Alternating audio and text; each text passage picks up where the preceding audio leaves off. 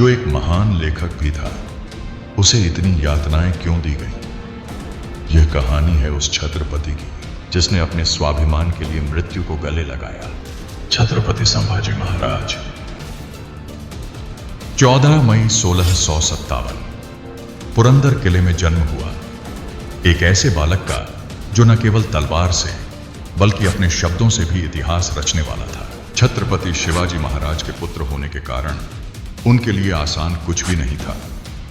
मात्र 2 वर्ष की आयु में मां का साया सिर से उठ गया, लेकिन दादी जीजाबाई ने उन्हें मराठा स्वराज्य के संस्कार दिए। संभाजी केवल एक योद्धा नहीं बल्कि एक विद्वान भी थे। उन्होंने संस्कृत, मराठी और हिंदी में कई ग्रंथ लिखे। बुद्धभूषणम जैसे ग्रंथ उनके गहरे ज्ञान का प्रमाण है।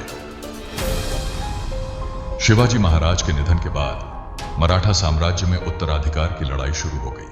उनकी सौतेली मां सोयराबाई चाहती थी कि उनका बेटा राजा राम गद्दी संभाले। संभाजी को पन्हाला किले में कैद कर दिया गया, लेकिन उनकी सूझबूझ और साहस ने उन्हें इस कैद से बचा लिया। 1681 में उन्होंने मराठा साम्राज्य की बागडोर संभाली, लेकिन यह आसान नहीं था।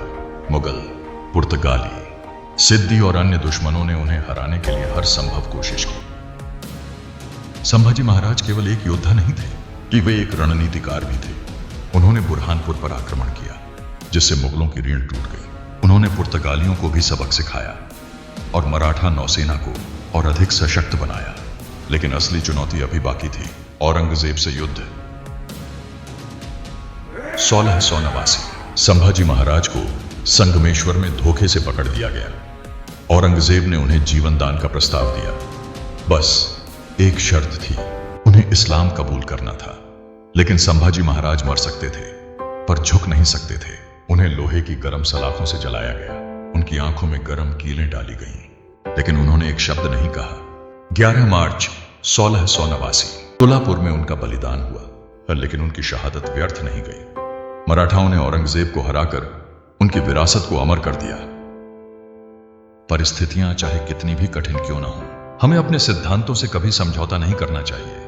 ज्ञान और शक्ति का संतुलन ही सच्ची ताकत है। और सबसे महत्वपूर्ण बात, सत्य के लिए लड़ी गई लड़ाई कभी व्यर्थ नहीं जाती।